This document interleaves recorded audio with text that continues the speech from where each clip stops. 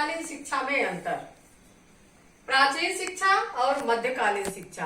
आप लोग भी इसी तरह से कॉलम बना लीजिएगा बेटा, ये बहुत ही इम्पोर्टेंट है, ये जरूर बोर्ड के एग्जाम में आता है और वैसे भी आता है, हाफ ईयरली एग्जाम में भी आपके टीचर दे सकते हैं और टेस्ट भी ले सकते हैं, क्योंकि बहुत ही इम्पोर्टेंट है। इसलिए आप लोग इस तरह से कॉलम बना के अपनी नोट की कॉपी में लिख लीजिएगा। बच्चों, पहला अंतर है वैदिक कालीन यानी कि प्राचीन कालीन शिक्षा धार्मिक तो थी ही, इसके साथ साथ वह आध्यात्मिक भी थी। लेकिन मध्यकालीन शिक्षा धार्मिक तो थी लेकिन उसमें आध्यात्मिकता का अभाव पाया जाता था।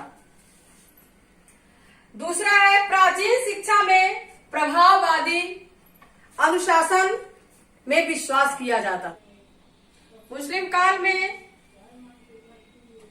बेटा दमनवादी शिक्षा प्रचलित थी। अगली पॉइंट है, तीसरी पॉइंट, वैदिक काल में वाद विवाद एवं शास्त्रार्थ विधियां प्रचलित थी। मुस्लिम शिक्षा में वाद विवाद और शास्त्रार्थ विधि का कोई वर्णन नहीं मिलता है।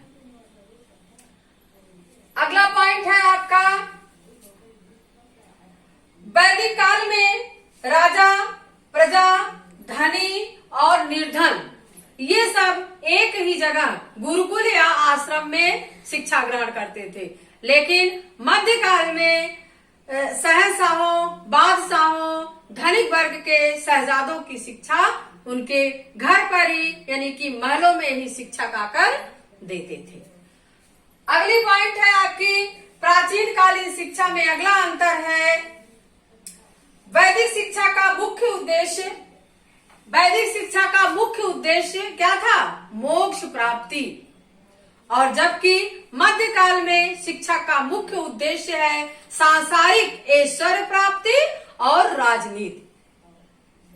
अगला नंबर है बेटा आपका, वैदिक शिक्षा में संपूर्ण व्यक्तित्व पर विकास दिया जाता था और मुस्लिम शिक्षा में बौद्धिक विकास एवं कट्टर धार्मिकता पर बल दिया जाता था। वैदिक शिक्षा में शिक्षा गुरुकुलों और आश्रमों में दी जाती थी, जबकि मध्यकाल में शिक्षा के अनेक केंद्र थे, उन केंद्रों पर बच्चों को शिक्षा दी जाती थी। बच्चों, ये रहा प्राचीन कालीन और मध्यकालीन शिक्षा में अंतर।